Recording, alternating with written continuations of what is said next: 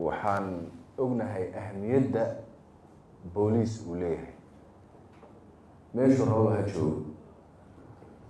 hay-addan waxay udub dhaxaad u tahay bulshooyinka casriga ee adduunka ku nool noloshooda qaybaheeda kala duwan oo dhan ayay halbowle ama udub dhaxaad u yihiin.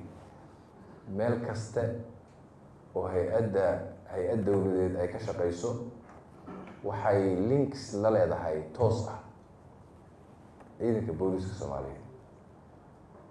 marka waa ciidan la-aantiis aysan hay-adaha dowladdu ay adag tahay inay shaqeeyaan.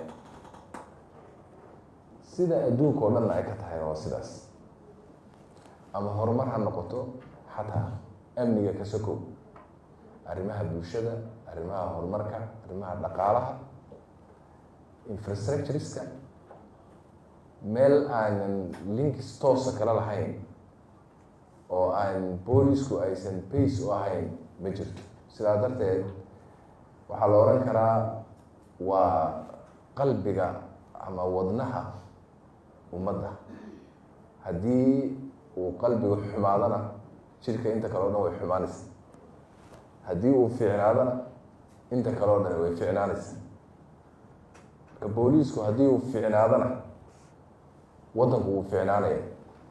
haddii booliisku xumaadana waddanku wuu xumaanaya. macnaha sidaas ahmiyadda intaas leeg ay booliiska ama hay-addani ay u leedahay qaranka.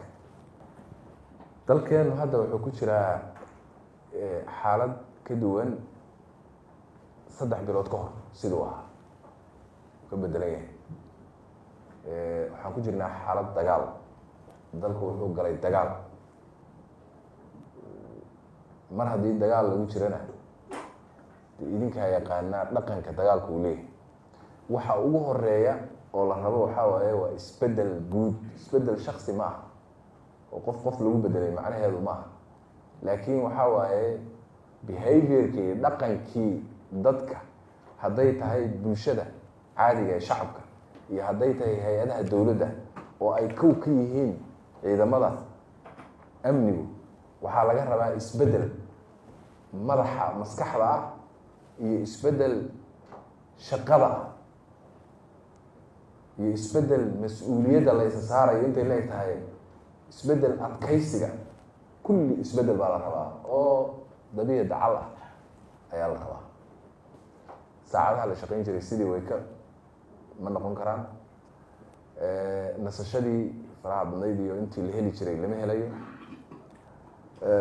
dulqaadku intuu ka badnaan doonaa. sabirku intuu ka badnaan doonaa. isdhuudhuujiska iyo isla xisaabtanku intay way ka badnaan doontaa. hufnaanta intii way ka badnaan doontaa. marka sideedaba waxaan rabnaa isbedel rasmi ah. shacabku inuu ku qanco isbedelka sidii loo dhaqmi jiray si aan ahayn in loo dhaqmo. marka hay-adaha dowladda oo dhan ama shibir ha ahaadaan ama kuwo kale ha ahaadaan, waxaa la rabaa isbedel guud ayaa laga rabaa dhammaanteen.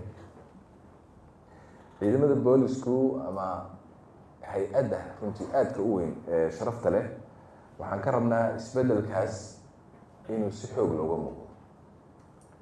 dagaal baan ku jirnaa. cadow aada muddo dheer isa soo hayseen, laakiin laga yaabo marar fara badan in laysu ilbalcaleynayay.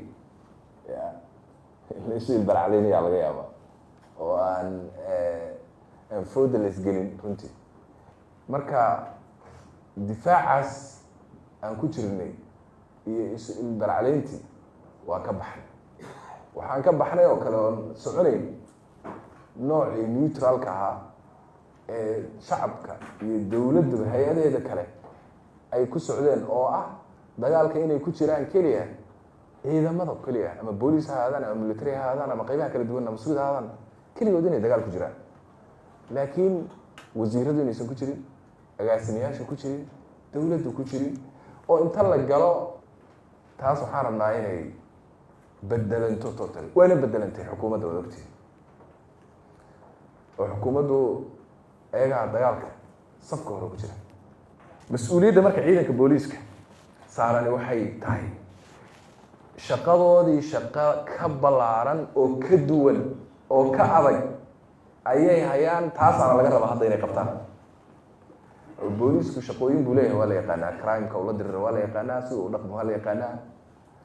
laakiin waxaan rabnaa rarka ku ka culus inaa saar. waxaan idinku bishaaraynayaa tii hore waa kaa idin sheegay keligiin baad ku haydeen. hadda waxaa idinla socdo oo aan xukuumadda mas-uuliyaddeeda tahay shacabku idinla socdo. taas annagaa ka shaqeynaya. waxaa kaloo laydinka rabaa oo muhiim ah kii gudaha magaalada oo midkaan hadda rabo inaan aada runtii aan focuska u saarna. nimankii waa ogtihiin dagaal culus baa lagula jiraa, waa soo jabeen, dhib badan baa haysta. waxaan rabnaa magaaladan in la hurgufo. soo horta dharka lama hurgufo, magaalada waa in la hurgufaa. in la hurgufo oo cayayaan ka daataan, wax oo dhan daataan, banaanka lasoo dhigaa la raba.